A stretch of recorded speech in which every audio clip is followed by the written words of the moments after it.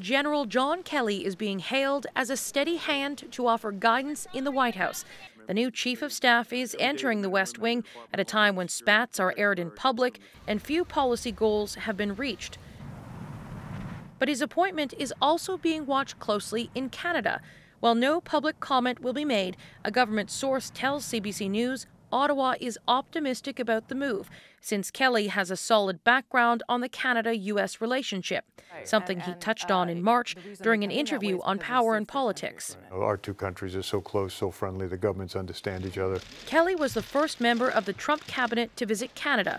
The source says during his time as head of Homeland Security, he was accessible, helpful, and proactively reached out on key issues. I had the honor of participating in the entire visit of your Prime Minister and his team at the White House. I heard today it went very well from the Canadian point of view. I was very happy to hear that because it went very well from the U.S. side. Right. The Prime Minister is looking for all the support he can get as preparations for NAFTA renegotiations continue. It's still too early to say if Canada will look to Kelly for help on that file. The general will have his hands full, though, managing Donald Trump's frustrations. The president is still hurting from his failure on health care reform and is ramping up calls to change the rules around lawmaking.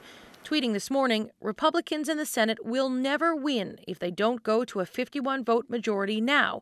They look like fools and are just wasting time. But lowering the threshold to pass bills would not have saved the Republican plan to repeal and replace Obamacare. The party couldn't muster 51 members to support it, which was killed when John McCain gave his thumbs down no. Trump is clearly upset his health care overhaul failed.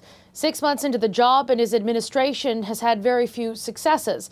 Observers warn the president is clearly on the lookout for a win and could set his sights on trade issues like NAFTA. Katie Simpson, CBC News, Washington.